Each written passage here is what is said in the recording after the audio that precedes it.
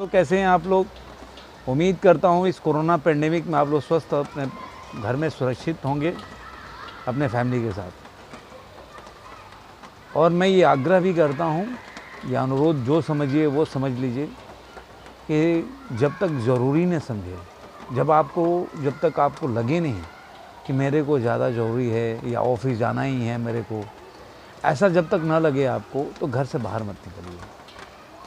Please आप अपने साथ साथ अपने प्रियजनों को भी खतरे में डालेंगे।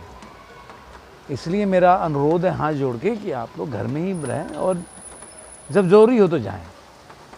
चलिए, ये तो अपील था कोरोना के लिए, क्योंकि जल्दी जल्दी मैं चाहता हूँ कि खुले ऑफिसेज खुले। बहुत लोगों की नौकरी चली गई, किसी की दुकान बंद हो गए, बहुत लोगों की सैलरी भी कट के मिल रही है।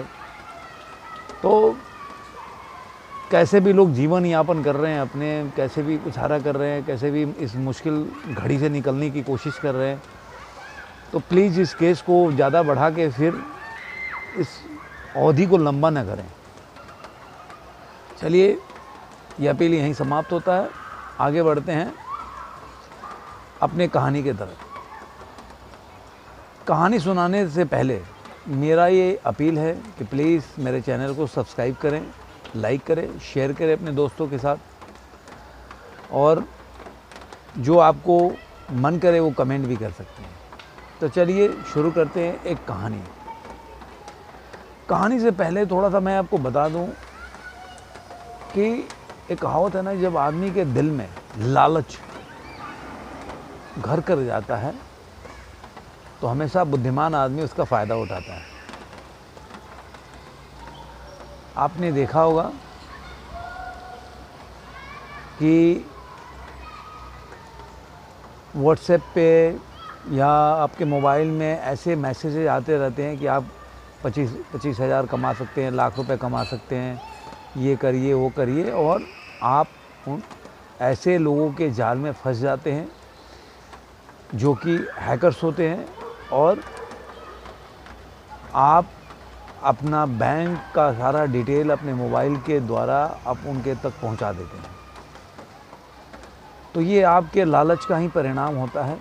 आपका मतलब इंसान के, मनुष्य के अगर अंदर लालच की प्रवृत्ति बढ़ जाए तो। ऐसा ही एक गांव में बड़ा वृद्ध आदमी रहता था।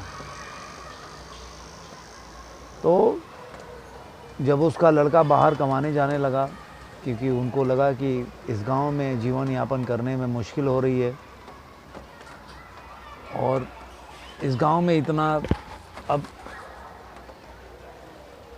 मौका नहीं है या अवसर नहीं मिल रहा है कि हम अपने अच्छे जीवन शैली को ठीक करने के लिए या अच्छे जीवन शैली बनाने के लिए कुछ और एक्स्ट्रा काम करके इसको अपने जीवन को ऊपर उठा सकें। तो काफ़ी सोच विचार के बाद, जैसे कि सब लोग, हमारे जैसे लोग दूर दराज छोटे शहरों से बड़े बड़े शहरों में, महानगरों में आते हैं अपनी भविष्य की तलाश में, अपने जीवन को सुखमय बनाने के लिए।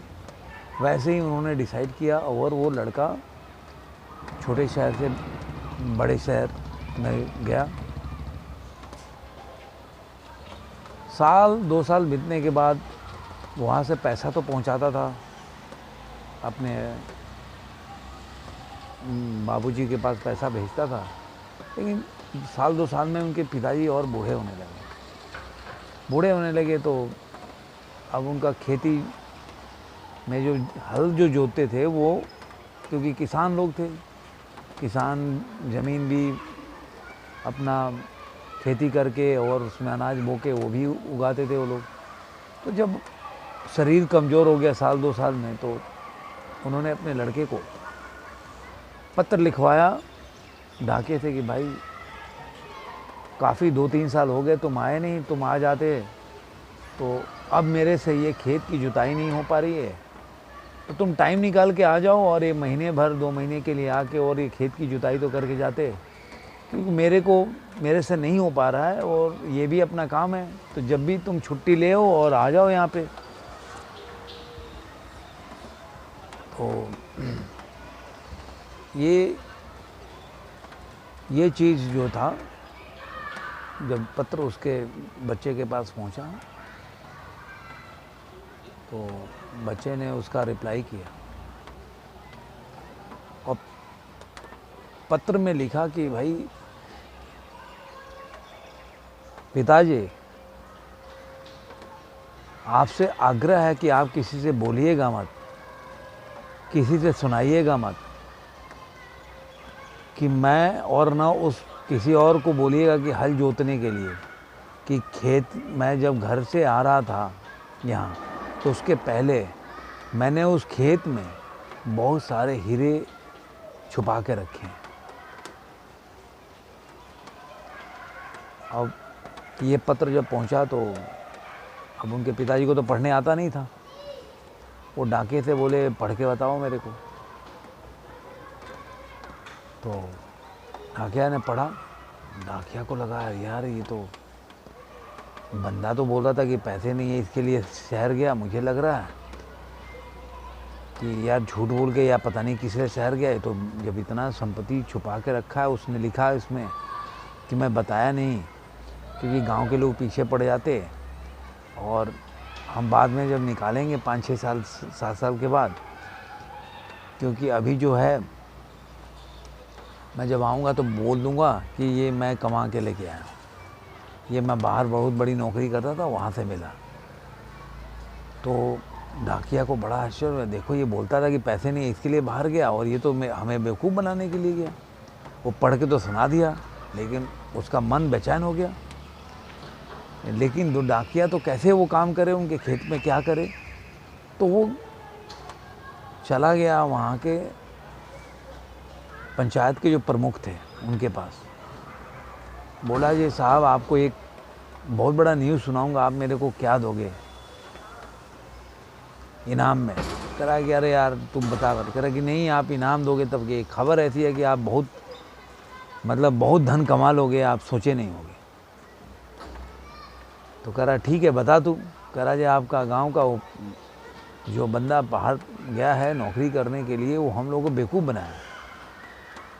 उसके पास कहीं से धन मिला था, उसने अपने खेत में छुपा रखा है। और अपने पिताजी को लेटर, क्योंकि मैं ही वो पत्र पढ़ा, बोला कि जब मैं आऊँगा ना तब, क्योंकि बोल के आऊँगा कि 5-6 साल नौकरी की या मेरे को काफ़ी पैसा वहाँ मिले तो वो ये मैंने लेके आया हूँ और इसी से अपने उसके बाद जीवन यापन करेंगे। लेकिन ऑलरेडी वो पैसा यहीं गांव खेत में ही है, वो बेवकूफ़ बना रहा है। अब गांव के सरपंच खेत पे लग गए, रातों रात जाके पूरे खेत को कबाड़ डाला उन्होंने, एकदम खोद दिया, कुछ नहीं मिला। क्योंकि परेशान हो गए, जाके डाकिया को बोले। डाकिया बोला कि मैं तो, मेरे को तो जो पढ़ा था मैं आपको पढ़ के सुना दिया, आपको बता दिया जो पढ़ा हुआ बात था उसमें। कुछ दिनों के बाद उस लड़के ने दूसरा पत्र भेजा। तो पिताजी ने, जैसे कि पत्र आता था, वो अनपढ़ आदमी थे, तो बोले जी डाकिया सुनाओ। कह रहे कि मुझे उम्मीद है कि आपका खेत, मतलब अपना खेत अब जुत गया होगा और आपको आसानी होगी फसल की बुआई के लिए। पिताजी प्रणाम। कहने का क्या मतलब है बहुत हल्की फुल्की मज़ेदार कहानी। मतलब इसमें कोई आपको ऐसा कोई मतलब बहुत ही गंभीर विषय का कहानी नहीं है, बहुत हल्की फुल्की मज़ेदार कहानी है, आनंदपूर्ण। कि आप देखिए, आदमी के दिल में लालच बढ़ जाए। सरपंच के दिल में लालच बढ़ गया, डाकिया के दिल में लालच भर गया, तो बुद्धिमान आदमी इसका फ़ायदा उठा लेता है। और बाद में वो उसको बहुत दुख हुआ, क्योंकि उसका मेहनत भी गया, सरपंच का पैसा भी उसमें खुदाई में चला गया, उसका जुताई में खुदाई में जो भी ढूंढने में उसका, लेकिन उसको मिला कुछ नहीं। लालच से कुछ मिलता नहीं है। लालच एक बार आपको घर गई तो केवल एक अंधी गली में या कुएं में लेके जाएगा, जहाँ से आपको केवल दुख मिलेगा, कुछ मिलेगा नहीं। जैसे कि मैंने पहले ही बोला था, ऐसे आपको बहुत से मैसेज फ़ोन पे आते रहते हैं, फेक मैसेज आते रहते हैं। अगर आपने थोड़ा सा भी इसको क्लिक किया या अलाउ किया कि आप 25,000 रुपये महीने कमा सकते हो, ऐसे कमा सकते हो, आप करोड़ों कमा सकते हो, यहाँ तक मैसेज आते हैं। और जिसने ऐसे को अलाउ किया उनका वो सारा डाटा हैक कर लेते हैं और उसको अपने तरीके से यूज़ करते हैं, आपका सारा अकाउंट खाली कर देते हैं। ये तो एक बात हुआ। ऐसे ही आपने न्यूज़ में पढ़ा रहेगा कि जो टेररिस्ट होते हैं वैसे हैकर्स होते हैं कि आपको थोड़ा सा भी लालच किसी चीज़ का हुआ ऐप के थ्रू, तो आपके पूरे डाटा को गायब कर देते हैं। ये सब लालच का ही परिणाम है कि हम ऐसे जाल में फंस जाते हैं। आपने पढ़ा होगा, नटवर लाल थे, उन्होंने भी एक बार गए, तो छोटा सा इंसिडेंट है, मैं सुना देता हूँ कि एक बार गए तो बोले किसी दुकान पे कि अरे मेरे को 10,000 लड्डू चाहिए और मेरे को दे देना बना के, कितने दिन में दोगे? तो बोला 1 हफ्ता लगेगा। तो हर दिन आते थे, पूछते थे अरे यार वो 10,000 लड्डू का क्या होगा? कह रहा बन जाएगा साहब। फिर बोले 10,000 मेरा काम हुआ क्या? 10,000 बन गया क्या? फिर वो आके बोलेगा अच्छा चलो मैं आऊँगा नहीं, आप मेरे आदमी आएगा उसको दे देना। फिर दूसरे दिन वो आदमी को लेकर आया, बोले कि अरे यार वो मेरा 10,000 है ना, इनको दे देना, ये लेके आएंगे। ऐसे करके वो बोला हाँ हाँ सर आ जाऊँगा। ऐसे करके एक लालची आदमी को उन्होंने फंसाया और उनसे उतना पैसा ले लिए। वो बोले जी भाई आप जाओगे, मैं आपसे बात ही करा, उनसे ले लेना। हाँ भाई उनको दे देना 10,000। तो बोला हाँ दे दूँगा। उसके बाद वो पैसा उसका लेके चंपत हो गए। वो बंदा गया तो उसने वो लड्डू पकड़ाया 10,000। तो वो बोले यार मैं तो पैसे की बात बोल रहा था, वो तो 10,000 पैसे लेके मेरा चंपत हो गया। तो लालच एक ऐसा रास्ता है जिसमें हम फंस जाते हैं। तो जब भी कोई काम करें लालच से परे होकर, सोच समझ के, अपने अंतःकरण की आवाज़ से सुनकर कि ये हमारे लिए सही है कि नहीं, फूंक फूंक के कदम उठा के। नहीं तो जब हाथों से समय के साथ फिसल गया, आपका चीज़ें आपके आउट ऑफ कंट्रोल हो गया, आपके बाहर निकल गया पकड़ के, तो फिर पछतावा के अलावा क्या मिलेगा? कुछ नहीं।